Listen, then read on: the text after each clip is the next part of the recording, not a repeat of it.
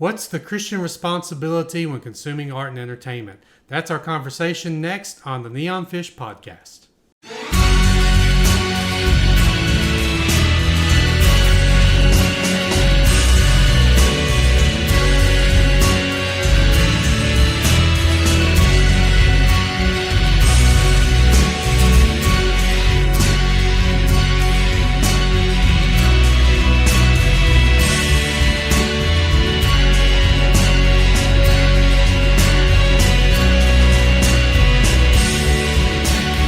Hello and welcome again to the Neon Fish Podcast. I'm your host, Kevin Newsom. Thank you for joining me here.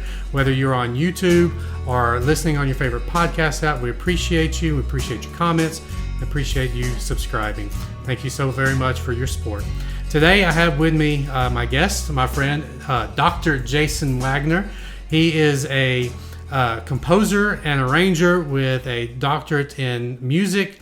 And we're up here visiting he and his family in the mountains, and posed to him a question last night. I said, we're going to talk about this on the podcast. And he said, okay. And so here we are. And the question is, Jason, what is the Christian's responsibility when consuming art and entertainment? I left it open to you, so you can begin us. So just go. All right. I'll start with a few thoughts. Well, give us your thoughts. First thought is assuming that we've crossed the bridge of choosing responsibly what we consume. From there, I would say that we have to view the consumption of arts and entertainments just like we would view anything else. Well, let's back up. What do you mean by bridging the responsibility? Okay, we can go back there. Let's go back. Let's talk about how do we choose our art and entertainment responsibly? Okay. We need to keep in mind several biblical truths and principles. We have to keep in mind Jesus said the first and greatest commandment is to love the Lord your God with all your heart, soul, and mind. And also he said the greatest commandment is like unto it, is to love your neighbor as yourself. We also need to keep in mind how we can, as Christians, we have the responsibility of evangelism, of discipleship, of training our kids up the way they should go to follow God. I think these should all be filters when choosing what we view. What do you mean by filter? These should determine how we select the arts and entertainment that we consume and that we let our children watch. So what does that filter look like? I mean, are we talking about, when you talk about profanity, sexual content, violence, where is the line that the filter begins to take charge? That's a great question, Kevin. I would say at the point where if you say, can this be glorifying God? Can I pull a concept out of this and use it to teach my children a biblical concept? Or is this helping me to, for example, the sexual content and stuff, is this helping me to only look at my own wife, my own husband if you're a lady? Is this helping me to only worship God and not covet and not violate any other biblical principles? Okay, so when we talk about being in the world, not of the world, talking about evangelism and things like that, if we're not at least somewhat in touch with what the world is consuming, how do we engage with them if we're not informed? There's other ways to do that. For one thing, it's very, very important. Jesus gave us this example, so did Paul, so did lots of other the heroes of the faith we read about in Scripture. They formed relationships with non-Christians. Jesus calls us not to live in a bubble of holiness such that the only people we are around are other Christians, but to engage non-Christians. And through conversations with them, they'll let you know what they're watching, what they're listening to. Just turn on the TV, listen to the news. You're going to be exposed to this sort of thing. But we need to remember what the Bible says about not being tainted by the world, not being polluted by what the world is. We definitely have to be in the world. If we try to escape it, that would be sheer disobedience. How much of what Paul says about everything is permissible, not everything is beneficial, how much of that can apply to the art and entertainment we consume? I mean, are we saying that everything in that world is permissible or maybe it's what's permissible for one person might be different for another person depending on the context. I know there are lots of people that the issue of profanity is a very touchy issue for a lot of Christians, because some people see no issue with it. It's language, it's words, it's, words don't have meaning, they have usages. So how does that filter, how do you interpret that filter in regards to what Paul says, permissible versus beneficial? Yeah, that's a great great Kevin question. That's a great question, Kevin. I go back to what Paul said there, and I think about the weak believer, the sure. new Christian, who versus the person, your spouse, for example, who you know intimately, who is a strong Christian, assuming that's the situation. There's no exact fine line here. You have to go back to what glorifies God. Now, I'll go back to what you said, switching it over to children's. I mean, I'm not saying that watching Thomas the Train help Percy figure out a better way to deliver the mail and get Gordon out of the ditch. I'm not saying that directly glorifies God, but I'm saying, but the content is not something that's going to drive your children into a lifestyle or even a thought or even a moment that would be something unbiblical. Back to a little bit more serious what you said. It's a real gray area, Kevin. Yes, it can be, and that's the whole reason I do this podcast, to sort of explore that, because you got on the one side Christians who feel like you need to take a very, very staunch conservative approach to the way they engage in entertainment. Mm-hmm. That if it's not explicitly glorifying God or explicitly demonstrating the gospel, then it's not allowable in their home. And then you got the other side that says, well, what Paul says, it's all permissible. So as long as it's within my home and I'm not engaging people that it would cause it to stumble, then I can watch whatever I want on TV. And you got those people that kind of fall in the middle somewhere. Well, I'm uncomfortable with going over here, but this is where my comfort level is, and they take sort of that same. It's permissible, but it doesn't necessarily have to explicitly share the gospel for us to enjoy it. Yeah, I think as far as the extreme of, I think it'd be unrealistic to think that we're going to listen and watch only things that specifically share the gospel. Mm-hmm. I mean, we do other things for entertainment. People who fish, people who play golf, people who knit, people who play music. That's not. I've never seen anybody actively share the gospel, through a knitting needle, maybe through conversation, through fishing, through baking a cake. So I mean, the same way with our entertainment. I think it's fine to entertain yourself with shows or with music that doesn't specifically, here's the gospel. I love listening to Country Roads. John Denver, unfortunately, he was not a Christian. But from a musical standpoint, lyrics, that's a great song. Sure. But, I mean, if you're consuming and learning what is excellent in art, every professional, I'm going to say every, though I'm not sure. Mm-hmm. But I would say most professional Christian musicians have at some point studied and learned and played a secular song that they thought was worth studying and learning. Yeah. Every Christian writer that I know, if you were to ask them, what is a good book to study writing on? What is a good book that they can read about the craft of writing? Almost everyone to a person would recommend Stephen King's On Writing. Wow. And Stephen King is a phenomenally secular and writer who is, his books are full of profanity and filth. Yeah. But and I've read his book on writing. It's a great book. It's worth studying. It's worth reading. Not a Christian book. Sure. So there is redemptive things worth studying and engaging with out of the secular world. I agree. You can go the same way with classical music. Some of my favorite composers were very secular, very not Christian. Claude Debussy, the French impressionistic composer who wrote in the late 18 and early 1900s.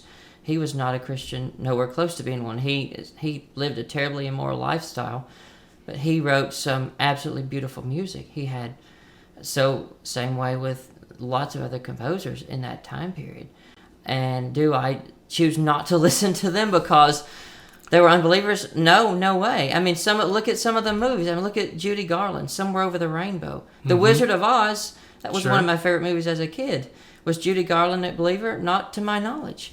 Yet, Somewhere Over the Rainbow is definitely going to be one of my favorite secular songs of that era. Right. And I could turn around and say, okay, I could name lots of Christian songs of that era also that I love, but you can't throw out, Look, every Christmas we watch It's a Wonderful Life. Yeah. And for the first time, our children, we showed them It's a Wonderful Life this Christmas, and I think they enjoyed it. But I'm not entirely sure it represents the divine world, the angels, and everything else in a theologically sound way. I'm not sure Clarence is accurate to the Bible, but still, we recognize this is an excellent piece of art, and it really tells us something worth redeeming about life. It shows the message of a great message of worth redeeming about life, and also it's really good cinematography for 1946. Oh, sure, absolutely. And I think what we're sort of dancing around is as we're consuming art and entertainment. We've talked more about entertainment than art necessarily, but as we're consuming all of this, that maybe part of our responsibility is to make sure what we consume has that redemptive quality, that has something worth learning and worth teaching a foundational biblical lesson, even if it's through a secular lens. There's something worth learning there. Yeah, I agree with that totally. There's some stuff out there that's completely trash. Yeah. And you're not going to learn anything. Exactly. But you look at something, C.S. Lewis, The Lion, the Witch, and the Wardrobe. He has Aslan representing Jesus, but he also, almost as a twist of humor, I think, he throws in Santa Claus there. The kids just happen to run into him and like, well, where'd he come from? Right. So. And then on the other end of it, you've got somebody like Philip Pullman's his Dark Materials series that he's written. The Golden Compass is the one they made the movie out of, in which he portrays God as the villain. I don't know if you're familiar with this story. I haven't seen it. And elevates Satan to be the misunderstood hero of the series. And so he's very, very, very anti-religion in that book. And so, I mean, do we have a responsibility? At least, some of us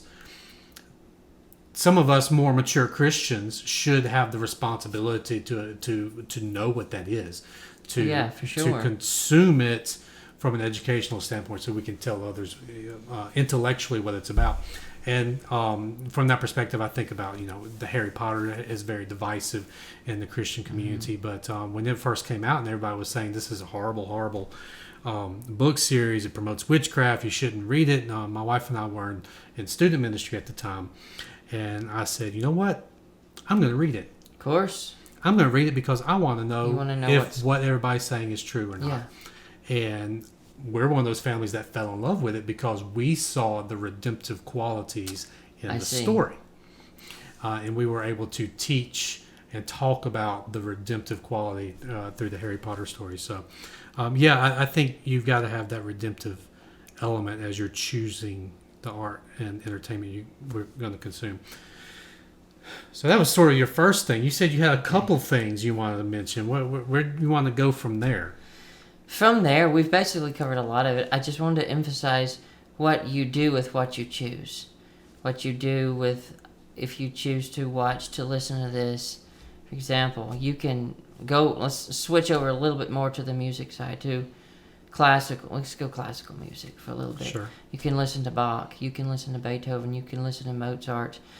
You can use that even if it's a piece that has no extra musical meaning. If it's just purely absolute music, it's no program nature to it at all, you can still use that to disciple someone in that. Look at this creativity. Look how Bach wove these lines, these fragments, these motives together. Even if you're talking to non-musician, you can still say, okay, you hear this little melody, bum bum bum bum bum bum bum bum. Listen for that every single time it happens. Right. See how he has woven like a very complex tapestry, all this together, and you can use that as a demonstration of God's creative handiwork. It's just one thing that came to my mind. Yeah, sure. So, I wanna throw a question at you. I didn't prepare. Sure. Prepare you. Well, I didn't prepare an answer for it either. Go for it. Let's take another step. So we talked about sort of the consuming and of art and entertainment, but let's talk about the creative aspect. Those of us who are Christians who are creating art and entertainment, how do we engage in the art and entertainment world in a way that both respects the artistry of what we're trying to do, doesn't ignore what the secular world is doing in the same field, but at the same time honors God? So is there any specific ways we should approach that? Well, that goes back to being in the world, not of the knowing what's going on in the world. I have a great friend back in New Orleans. My good friend Stan. He kind of does everything. He's about to be the pastor of the church. He does the music. He works with Young Life. He works in the schools. He was telling us that he and his wife have to make efforts they spend hours getting into the things that their teenagers are exposing, learning to play Minecraft, reading Harry Potter, listening to the songs, the newest. I don't even know who some of them are. Listening. I have 3 kids. They're 2, 4, and 8, and they watch Thomas the Train. They watch Thomas as the we've Train. Already Rumbly discussed. tumbly, yeah. But still, I go back to my good friend Stan, who he and his wife they don't pollute themselves. Stan's not going to go watch pornography or anything, but they have to be aware of what's going on, and I think that's important. It depends on who your audience is, who your audience you minister to is. If you are in youth ministry, you better be up on what's good and what's not, so you can disciple these youth and say, you need to get away from that, or you need to move towards this. Right, and do your own research. Don't just take somebody else's word Exactly. for it, or just read an article online that says this is bad. Do the research for yourself, because in student ministry they're doing it themselves. And you can find, if this is a movie you just have really doubts about, you can Google plot lines, and that can give you some insight too. Like you said, I know not opinion articles are different. You can't really trust that. But and you might not know that IMDb.com, when you look up a movie, there is actually a parent's guide for most movies. And in that parent's guide, it delineates all of the things that you can expect. So what to expect as far as violence, what to expect as far as sexual content, what to expect as far as language. And that's a good place to go if you're concerned about whether or not something's going to have too much. That's a good resource to look into. But say you're a musician and you're wanting to engage musically as a professional. Okay, so you're a rock and roll musician, but you're a Christian and you don't know what to do. You don't know if you need to write songs that are all about Jesus, or to write love songs, or to write a song that's just fun that everybody enjoys listening to. You like playing along with Tom Petty and the Eagles, but you're not entirely sure you should play Tom Petty and the Eagles at your next church picnic. You want to move to Nashville, and people are saying, well, you should go into this area. Maybe you should try country music. Maybe you should try CCM. Maybe you should go a different route. What do you do? What do you do? How do you do that? I know people are going to say there's different ways to do that. You can go into the secular world, and you can be a light in the secular world as a Christian. But then there's also a camp that says that everything you do needs to have a gospel message behind it. What do you say? I say that you do it all. Do a little bit of all of it. God's will is a sidewalk. It's not a tightrope. You can reach people in lots of ways. I go to the grocery store, buy some smoked salmon and almond milk. That doesn't directly portray the gospel. I check out, I pay for it. I say, have a blessed day, leave. Has my smoked salmon and almond milk directly shown messages across to the girl at the checkout? No, it hasn't. Country music, these different types of music, they can get you into circles where you can be the light. I truly believe that we can name lots of famous artists, probably some not so famous, who truly excel in both areas. Right. Or you can, the professional athlete who's an outspoken Christian through their football, and they encounter lots of secularism through being in that. The professional musician, even some of the Christians we listen to who do other covers, who do country songs, who do folk songs. Mm-hmm. I mean, and some of them who've come out of those traditions. Mm-hmm. So I don't think we should say, okay, we can only compose Christian music. I mean, we should compose music that supports a godly principles. Right. We should not compose music that compromises. I'm not going to go write a song about watching porn and having abortions and lusting, and I'm not going to do that. But I will most definitely. I mean, I wrote my wife a love song for one of our previous anniversaries. I don't remember which year. And it was good and clean. It was just a cute little fun song about how we met and how I love her. I didn't mention the salvation message. Right. I probably said, I thank God for you. But, and that's just a little example. But yeah, and I think some other examples just from the music world. You got Lady A, who has been huge in the country music world, has recently taken steps to do some crossover songs into contemporary Christian music. Most recently has done a song with Chris Tomlin. You've got groups like Lifehouse. And Lifehouse specifically comes to mind, who was really more of a secular group. That's what they're known for, but were Christians, or are Christians. And so some of their songs sort of got crossover play in the Christian market. And then you got the other side, which is what really puzzles me, is you've got people like, I think of Lauren Daigle, who has done all of these great Christian songs, and then starts dabbling in some crossover songs to get some of her songs into the secular market. She does the Ellen Show, and just really gets blasted by a lot of the Christian community. And back in the 90s, the same thing happened with Jars of Clay. They began playing clubs and stuff, bars, getting gigs in secular venues to get the message out, and just got blasted by a lot of people in the Christian community. Jesus also had dinner with sinners. We're all sinners, but you know what I'm saying. That's true, but I like that. It's a sidewalk. It's not a tightrope, and so you can explore different ways of reaching the world to more like sort of the shotgun approach. I mean, just get as much as you can out there as best you can, and do it in a way that glorifies God and shows excellence. I think that's my biggest thing, is that we're not showing a lot of excellence in some of our music and some of our artistry as Christians. Sure. We're okay with mediocre. Mm-hmm. I'm not okay with mediocre. No, and back when I was a teenager in the 90s, and there were some good songs that came out that we still sing, but the majority of them, I remember playing keyboard in youth group meetings on Wednesday nights. They're not sung anymore because there wasn't anything wrong with them. They just were theologically so shallow. Yeah. And I'm not picking on the 90s. Again, there's some great music, but, and then I feel like in the Christian world, as the years passed, and now in the 20-teens and now the 2020s, with people like, the Gaddys, and the theology has just become so rich and so deep for the most part.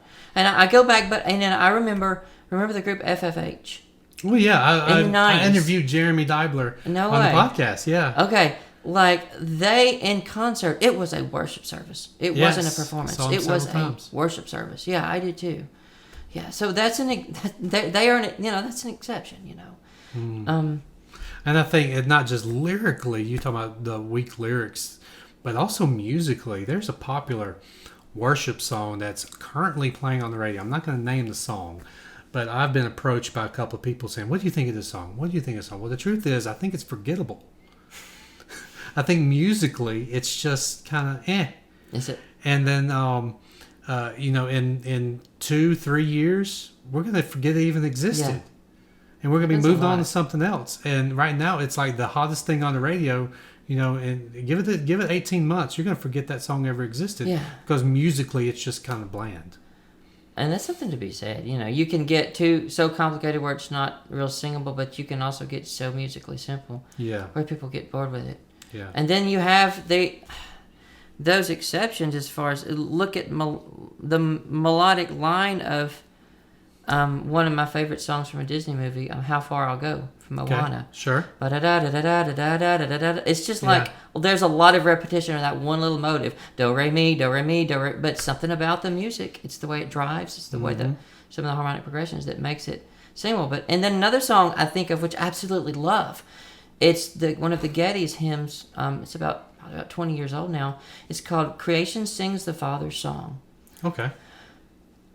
I wish it was sung in more churches. I have never, ever heard it sung in a church. There's a reason for that, because it's mixed meter. It changes time signatures so often. If you sing it enough, you get the hang of it. It's an incredible song, and I wish worship leaders would give it a chance. Well, what's the meter? Tell me. It goes back and forth between 3/4 and 4/4 quite a lot.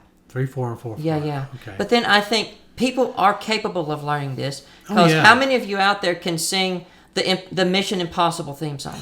That is in 5/4, y'all. It is. Yes, it is. Yeah, we do several Geddes songs at our church, and there more than one of them have some mixed meter in it. We're learning one right now that goes back and forth between 6/8 and 3/8, which is a lot of fun. So we should be able to do 3/4 and 4/4. Yeah, we should be able to do that. I'd love to look into that. Yeah. Another thing which I think, one of the great things I love about their music particularly, and some of the other really newer good quality hymns that are being written, is that in order to get more rich theology, they pack a lot of words. Sometimes in a little bit of time, a lot of words. Yes. And I think that probably contributes to the reason some of them are not sung, even though they are tremendously powerful songs. But you look at what's the Geddes' most famous, will always, always, always be their most famous hymn. Yes. In Christ Alone. The song that built the Geddes ministry, basically. They give that gives the congregation a chance to breathe. Yeah. A chance to breathe at the end of the text phrase. I think that's one of the musical reasons that it will be sung until Jesus comes back. I mean. All right. Jason, we are out of time, so I'm going to let you have the last word. Is there anything else you would like to say or share on this topic of responsibility as musicians, as consumers? You got any last words? Just an encouragement. Remember what Paul said. If it's going to tear someone down, don't do it. If it's going to build someone out, do it. Trust God, His Holy Spirit. And that includes yourself. That includes yourself. Yes. If it's going to tear you down, don't do it. Don't do it. If it's going to build you up and inspire you, if it's country roads or How Great Is Our God or In Christ Alone or a great old Bach cantata, whatever it is, that's a great rule for life. Does it glorify God? Can I use this to better myself, to be a better servant in the Christian walk? Sure. Great. Thank you. Jason, you said told me you had a website where people could find out a little bit about you and your music, even though you say it hasn't been updated in quite a while. What is that website? It is jasonwaggonermusic.com. My last name is Waggoner. Okay. And I'll make sure that link is in the description below so that you can click on that and find out about Jason's ministry, his music, his arrangements. You got some arrangements on there that people can purchase. Is that correct? Arrangements, few compositions. They are for purchase. Yes. They are for purchase. Go purchase those arrangements. He's extremely talented, knows what he's talking about. Go check out his website. Thank you, Jason, for joining me. Thank you. Thank you all for watching, whether on YouTube or on your favorite podcast. We are glad you're here, and we will see you next time on the Neon Fish Podcast.